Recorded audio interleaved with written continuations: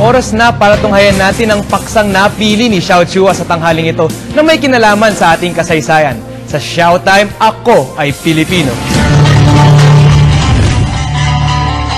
Makasaysayang araw po!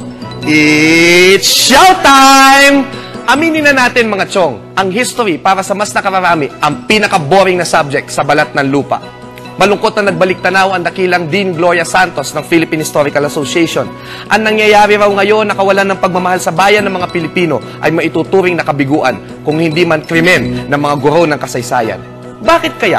Sa pagtatanong ko sa mga estudyante, kanilang sinabi sa akin, kasi raw puro memorization, pinapamemorya ng mga hindi ma-spelling na pangalan, mga mahirap matandaan ng mga lugar at petsa. Bakit? Kung alam ba natin na December 30, 1896 na baril si Rizal, ay magagamit ba natin ito sa pagpunta sa palengke? Sa palagay ko, meron pang isang dahilan kung bakit hindi tayo makarelate gano sa history. Kung titignan ng diksyonaryo ang kahulugan ng history, ito ay chronological record of significant events. Kung ito ay record o dokumento ng nakaraan, sino lamang ba ang sumusulat nito? Ang mga edukado at nakakapagsulat. Bakit sila naging edukado? Kasi sila ay mayroong pera. Sa mga tweed, kung ang history ay written record, ito ay nakaraan lamang ng mga mayayaman at nasa kapangyarihan. Ika nga, history is written by the victors. Tama nga naman, kung titignan ng history books natin, marami sa mga ito ay kwento lamang ng mga pinuno at general o listahan lamang ng mga nagawa ng mga presidente. Nasa ng mga kwento ng mga magsasaka, mga manggagawa, mga mahihirap. Sabi rin ng mga kababaihan sa history, nasaan ang her story? Isa pang problema ang kakulangan na record ng ating mga ninuno ukol sa ating sarili, na kung pasalita magsalaysay ng mga epiko at kwentong bayan sila. Kaya darating ang dayuhan at sasabihin sa atin, wala kayo na istorya? Isusulat namin na ninyo na istorya. Wala kayo na kultura? Bibigyan namin kayo ng kultura. Kaya naman, binasa natin ang mga sinulat nila ukol sa atin na may pananaw na tayo ay mga barbaro at bobo. Pinaniwalaan na rin natin na ibinigay nilang lahat ng magandang bagay sa atin, ang ating relihiyon, ang ating demokrasya, ang ating edukasyon. Kaya naman, akala lagi natin, ang dayuhan ay laging mas magaling sa atin at sila ang tanging pagmumulan natin ng ginhawa. Hanggat ang nakaraan ay isinasalaysay, ay hindi kwento ng mga Pilipino, maka-Pilipino at para sa Pilipino, ang bayan ay mananatiling alipin lamang ng sariling kamangmangan. Noong isang linggo, tinalakay natin na walang talab sa puso ng marami at boring ang pag-aaral ng history sapagkat kung ito ay nakasulat na dokumento ng nakaraan, ang nagsusulat lamang nito ay ang mga edukado at mayayaman. Sa Pilipinas, mga dayuhan ang sumulat tungkol sa ating nakaraan. Kaya naman, na mahalaga na magkaroon tayo ng pakahulugan sa pag-aaral ng nakaraan na soswak sa ating sitwasyon. At ang katumbas sa salita ng history sa pambansang wika natin ay kasaysayan. Ayon kay Dr. Cius A. Salazar, ang salitang ugat nito na saysay ay dalawa ang kahulugan. Ang saysay ay isang salaysay o kwento at saysay rin ang katuturan, kabuluhan at kahalagahan. Kaya naman, ang kasaysayan ay mga salaysay na may saysay. Ngunit, kailangan tanungin, kung ito ay may saysay para kanino? Siyempre, para sa sinasalaysayang grupo o salinlahi. In short, para sa tao. Sa ganitong pakahulugan, mga kwentong may kwenta para sa isang bayan, hindi na nalilimita sa mga opisyal na dokumento na makapangyarihan ang kasaysayan.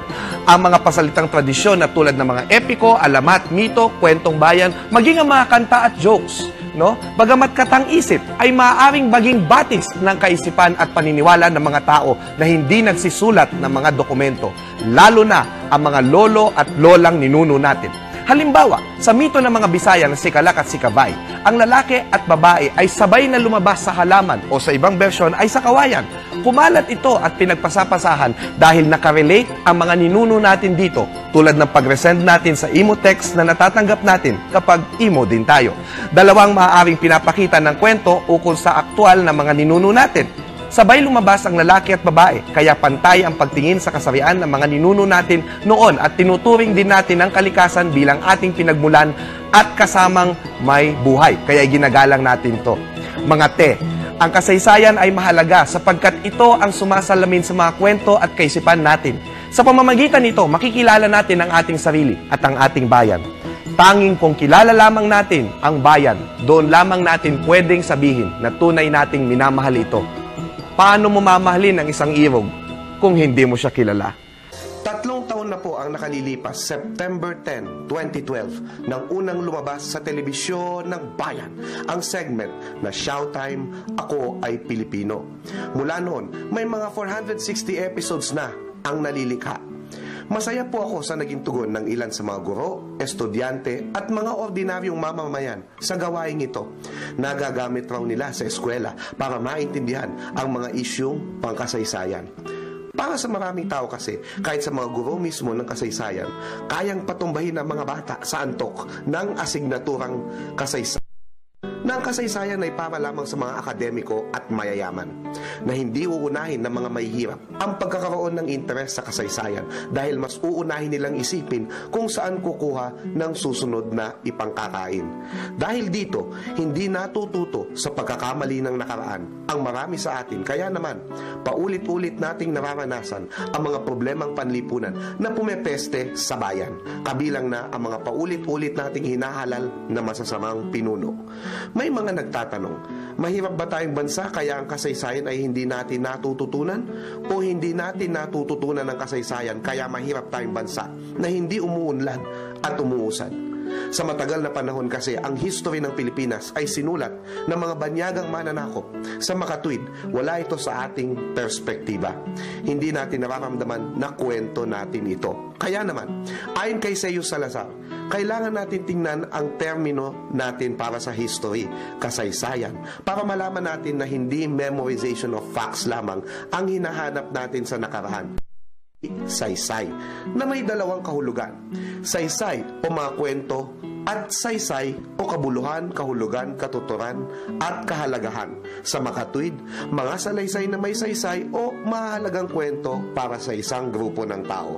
Sa makatwid, sa pagsusulat o pagbabasa ng kasaysayan, kailangan magkwentuhan tayo ukol sa mga bagay na mahalaga sa atin. May saysay sa atin. Gayun din, para mas matuto ang karamihan sa mga Pilipino, kailangan gumamit ng kanilang sariling wika. Ayon nga kay Nelson Mandela, if you talk to a man in a language he understands, that goes to his head. If you talk to him in his language, that goes to his heart. Kung nais nating makipagtalastasan sa mas maraming Pilipino, kailangan hindi lamang tayo mapirmi sa classroom, kundi kailangang abutin natin ang mga plataforma kung saan naroroon ang bayan, kumukuha ng impormasyon o nakikipaguntahan ng kanilang mga opinyon. Kailangan tumungo ng mga historiador sa social media at magsalaysay sa telebisyon, radyo, periodiko, sa mga malls at sa mga pulungan ng mga maralitang tagalungsod. Ang tawag sa gawain ito ay popular history, paglalapit ng kasaysayan sa madla, at bahagi ang Showtime sa gawain ito ng inyong lingkod. Sa kabila ng pagmamaliit ng ilang akademiko, minsan nagmumukha na nga kaming payaso o stand-up comedian para lamang mahaliw ang mga tao. Kailangang may gumawa nito, ang magsumikap na mailapit sa publiko ang kanilang kasaysayan at kalinangan, para kung sakali, baka sakali, hindi na tayo maging isang bansang hindi kilala ang sarili. Matuto na tayo sa pagkakamali ng nakaraan upang lalo tayong makamove on tungo sa pagiging isang maunlad na bansa. Salamat sa inyong suporta sa Showtime. Ako po si Xiao Chua para sa telebisyon ng bayan. And that was Showtime.